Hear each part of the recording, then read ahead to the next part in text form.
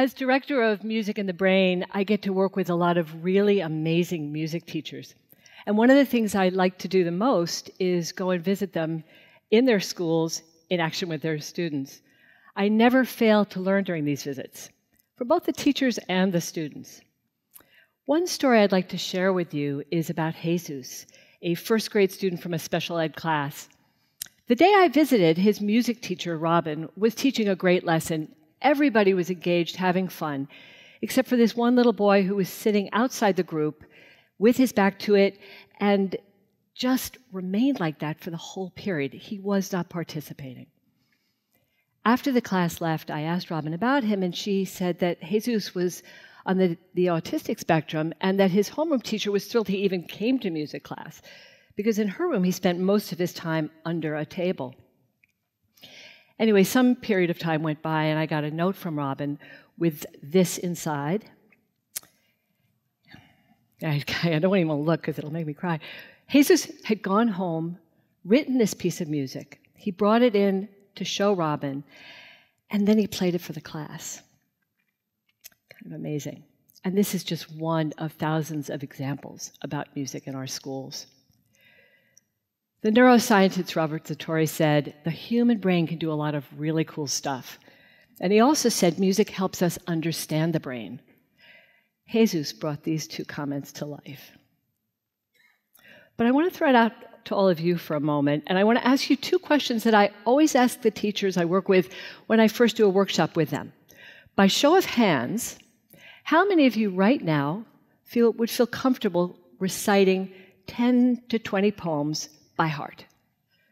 Don't raise your hands all at once. Okay. What if I asked you about lyrics of songs? There we go. 10 to 20 is pretty easy, right? Maybe hundreds or thousands. I always get this response. But it's not something you should take lightly or take music for granted. It's really amazing that music sticks this way. And it sticks with us from the time we're really young until we're really, really old. Think about the alphabet song. You learned this a long time ago. You're never going to get rid of LMNOP. It's with you for life. It's there. And honestly, if you tried to say the alphabet, it would be hard to say it if you didn't use the rhythm of that song. Children can sing the alphabet song way before they can say the alphabet, understand it, or read it. And it's almost, in that case, like music is jump-starting the brain. So all of this is really cool. The problem is that public elementary schools in this country are cutting music out. This is not the case in private schools, nor in many other countries around the world. I don't think it has to do with budget, but rather vision. There are schools that have 2 music teachers, some have 1, and way too many have none, because of a choice a principal made, or maybe a school district, or maybe the city or state. I believe music is missing from elementary education because people don't understand how important it is and how music is seminal to learning. Music is a language. It's a universal language. It's readily embraced by children and very accessible. And like any language, it's best to start learning it when you're young. In Music in the Brain, when I first started designing the curriculum, these are my kids, I really didn't understand how much 4 to 8-year-olds could do. I underestimated their power. And I spent the next 20 years redesigning the curriculum and the materials, the number of songs they could do in a year, all of that stuff, to try to creep up to their level, to try to reach their potential. During these 20 years, there were also a lot of studies showing that music helped in areas of literacy, math, abstract reasoning, even acquiring a second language. And if cognition's not enough, there's also studies that have been going on talking about how music affects health. Things like autism, dyslexia, attention deficit disorder, health issues that really affect how children learn. And yet music is being cut out of schools. Honestly, we don't really need studies to tell us that music is important and powerful. We have so many examples all around us. I'm sure all of you do. And if music did nothing other than make us happy or spark our imagination, raise self-esteem, inspire us, soothe and calm us, heal us, and just get us through the day, it would be more than enough. But music does more than this. Imagine if this is what you get listening to music. What would happen if you actually studied it? It's like the difference between visiting a city one time or living there. You come to really know it, understand the details about it. You own it. Everything on this list is enhanced when you study music.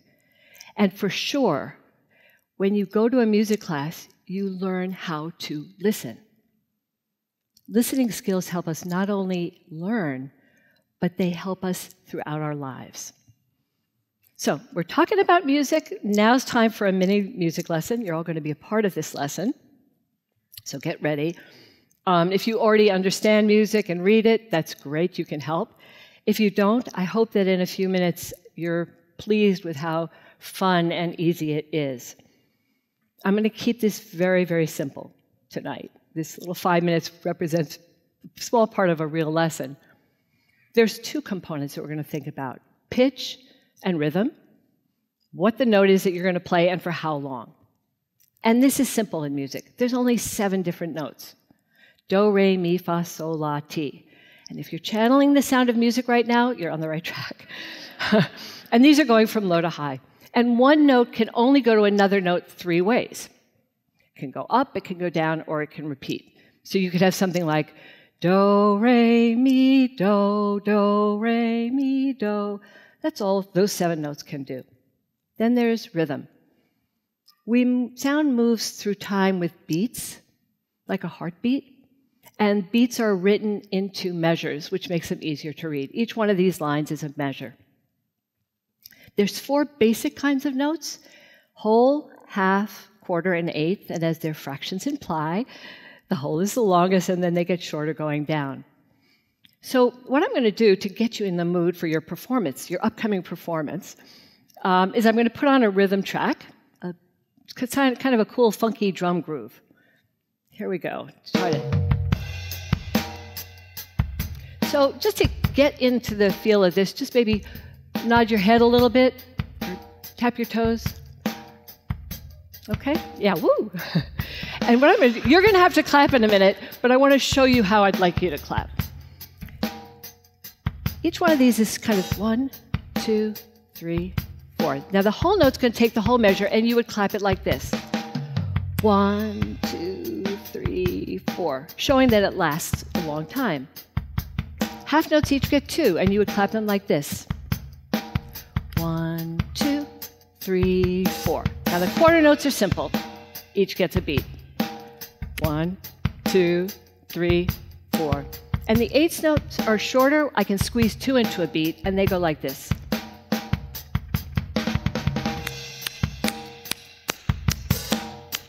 Now I know it's hard for you to hear, but you're going to get this. Now it's your turn.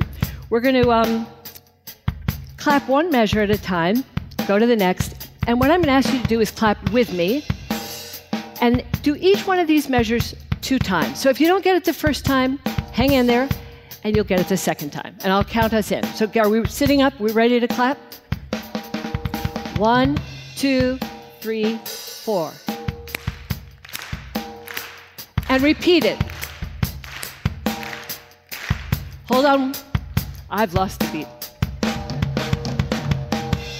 Now, see, I found it again. 1, 2, 3, 4.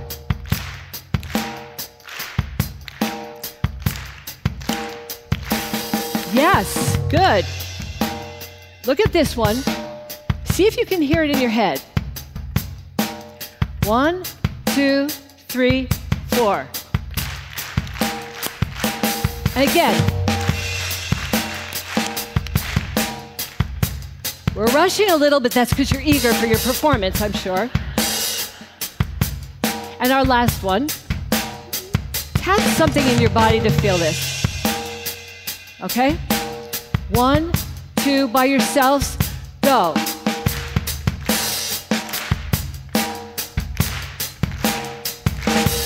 Nice, very good. You're ready for the song. I hate to turn this off, but we're done. You have just clapped, well, the best is yet to come. You've just clapped the rhythm for this entire song that you are going to sing. Take a look at it. All that we're going to do is put the do, re, mi's into those beats and sing them. Okay? So, because each measure repeats, I thought I would teach it to you by singing you one measure and then you sing it back to me.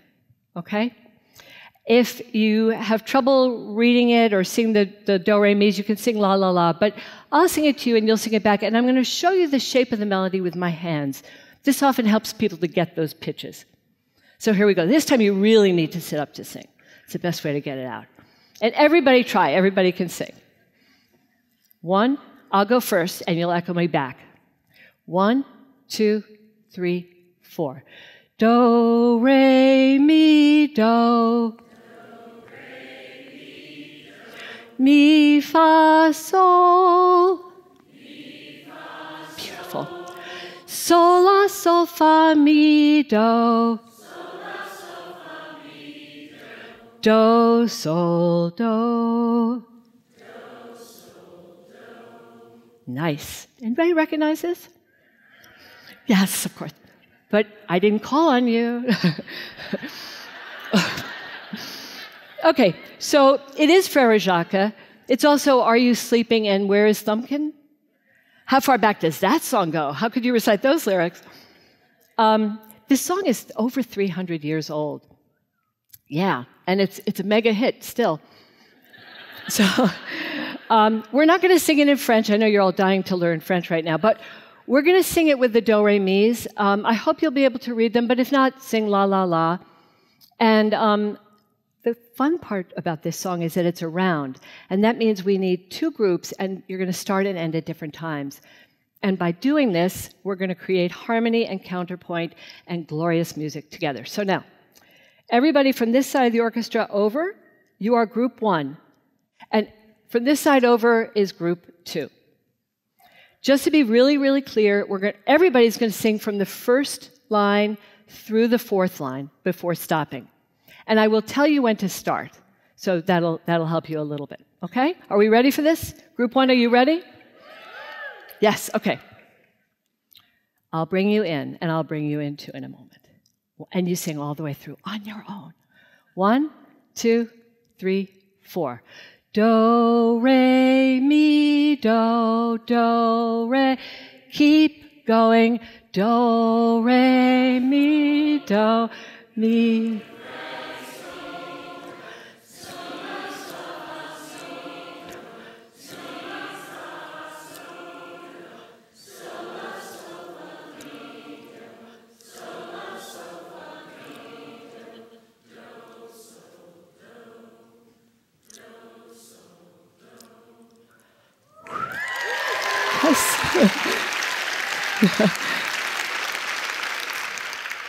The hair on my arms are standing up, and I don't even have hair on my arms. Okay, so I just want to leave you with some thoughts as we're ending here. To everybody here, if you've ever thought about studying music, it's never too late.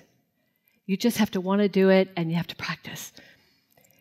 I also encourage you to explore the whole world of music. I don't know if you're like me and you wander around with your Walkman and you listen to those same songs over and over again, but it's really great when you discover new music and find that you can fall in love with it. And I also want to encourage you to look at some of the research that's going on. There's books, there's stuff online, there's videos about music's effect on the brain. It's very far-reaching, from very young to the elderly, and is really moving, and I think you'd be fascinated by it. Musicians, think about teaching. It's really fulfilling work, and you will absolutely hone in on your craft when you teach it to somebody else. And finally, parents and grandparents, caregivers, and anybody who cares about education, early education, Please advocate for music in the schools. We may lose it if people don't stand up and make noise about it.